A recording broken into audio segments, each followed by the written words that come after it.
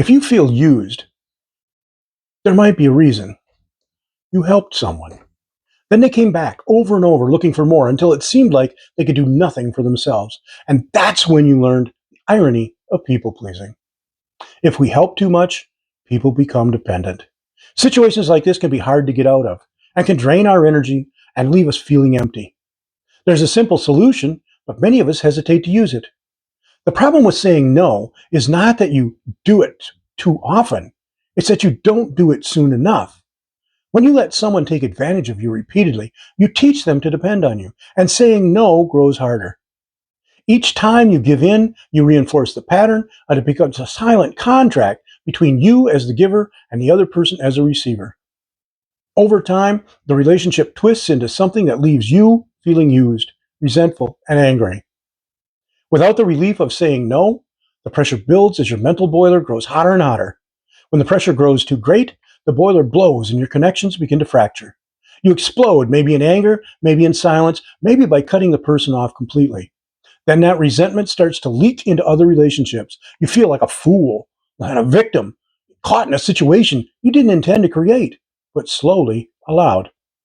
And that's when ghosting starts to feel justified. The other person, meanwhile, feels blindsided, discarded. They relied on you and now feel orphaned. They grow just as angry and resentful as you do, wondering why you won't help them anymore. They've grown so dependent on you, they feel like they have no other options. How much easier it would have been if you had just said no early before it became a problem. It's not out of cruelty, it's out of kindness. But you can still help people. In fact, you should, especially when it feels right. But boundaries are part of helping too. There's a middle ground between being a doormat and being cold hearted. You can offer a one time pass without signing up for a lifetime of labor. You don't have to be harsh, just be clear. Say something like, I can help you this time, but I won't be able to do this again. So please make other arrangements next time. When you say this, it shifts the responsibility back to the other person rather than leaving it with you. And that allows you to be generous without becoming a martyr.